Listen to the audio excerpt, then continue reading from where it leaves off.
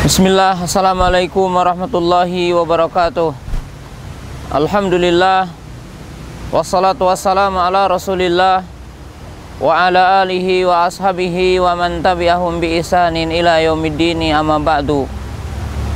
Kaum muslimin, pemirsa di mana saja berada, Allah Subhanahu wa taala telah menganugerahkan kepada manusia dua nikmat,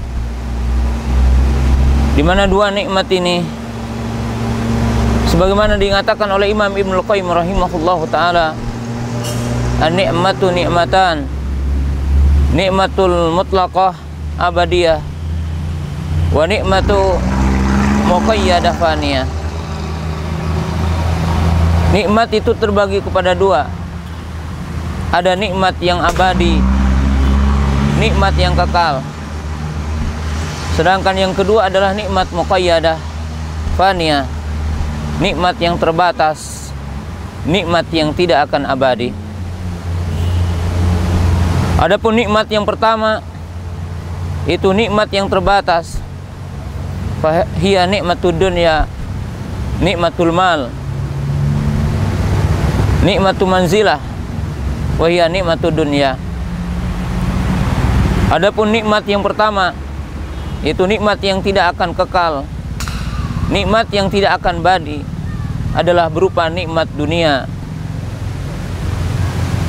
di mana kita kaum muslimin yang dirahmati Allah Subhanahu wa taala, kalau kita renungkan negara ini dan bangsa ini, Allah taala telah memberikan nikmat kepada kita. Dan apa yang kita lihat dari nikmat dunia ini, bagaimana Allah Subhanahu wa taala memberikan kepada kita berbagai bentuk rizki, harta, dunia, dan kekayaan. Sebagaimana kita mengetahui nikmat yang ada di bangsa ini dan di negara ini, berbagai kenikmatan, maka kita mendapatkannya. Akan tetapi nikmat yang seperti ini, kemewahan dunia, tidak akan abadi apabila tidak dibarengi dengan nikmat iman, yaitu nikmat mutlaqah adalah nikmatul iman, nikmatul Islam, nikmatul sunnah. Allah Subhanahu wa taala berfirman, al-malu wal banun zinatul hayati dunya wal baqiyatu salihatu khairun inda rabbika sawaban wa khairun amala. Al-mal wal banun, harta dan anak, zinatul hayati dunya, adalah merupakan perhiasan dunia, di mana Allah Subhanahu wa taala memberikan kepada manusia kenikmatan dunia ini berupa kedudukan, berupa kemewahan, berupa harta, berupa kedudukan, dan nikmat yang kita lihat. Allah taala menghamparkan bumi ini, kenikmatan yang sangat agung. Nikmat keturunan yang Allah taala anugerahkan kepada seorang hamba adalah merupakan nikmat dunia yang dirasakan oleh kita semua. Akan tetapi nikmat ini adalah tidak akan kekal, nikmat ini adalah tidak akan abadi. Maka nikmat yang abadi ketika orang itu ditunjukkan kepada Islam, ketika orang itu ditunjukkan kepada iman, ketika orang itu ditunjukkan kepada amal soleh, ketika orang itu ditunjukkan kepada hidayah. Dengan itulah kita berdoa kepada Allah Subhanahu wa taala dalam setiap salat kita, sebagaimana disebutkan dalam surah Al-Fatihah, ihdinas siratal mustaqim, siratal ladzina an'amta alaihim ghairil maghdubi alaihim waladdallin. Ya Allah, tunjukkanlah aku kepada jalan yang lurus, yaitu Islam, yaitu sunnah, yaitu hidayah, yaitu jalan yang telah ditempuh oleh orang-orang yang Engkau beri nikmat, dan bukan jalan yang ditempuh oleh orang-orang yang Engkau murkai dan orang-orang yang sesat.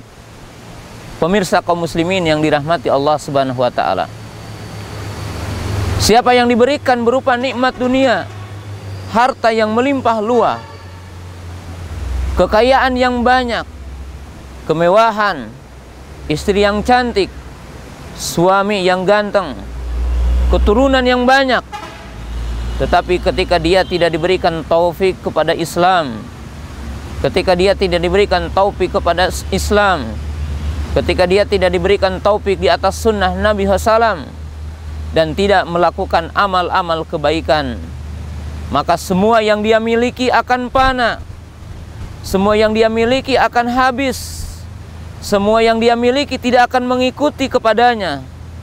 Ketika seseorang itu jasad dengan nyawanya telah dipisahkan, istri yang cantik, harta yang melimpah luah, mobil yang mewah, kenikmatan dunia tidak akan mengikuti kepadanya. Faqad qala Nabi sallallahu alaihi wasallam, yattabi'u al-janazata salasatun fayarji'u sanfani wa baqiya ma'u sanfun wahid. Akan mengikuti jenazah 3 perkara, dan akan kembali 2 perkara, dan akan bersamanya 1 perkara saja. Yang dimaksud 2 perkara yaitu ahluhu wa maluhu, harta dan keturunannya, harta dan keluarganya, harta yang dia cintai, harta yang dia khawatirkan hilangnya, bangkrutnya, perusahaan yang dia takuti bangkrutnya, harta yang dia takuti hilangnya, keturunan yang dia cintai, anak yang dia cintai. Ketika dia telah diantarkan ke liang lahat, maka hartanya tidak akan bersama dengannya, dan tidak ada yang mengikutinya, dan tidak ada yang masuk ke liang lahatnya.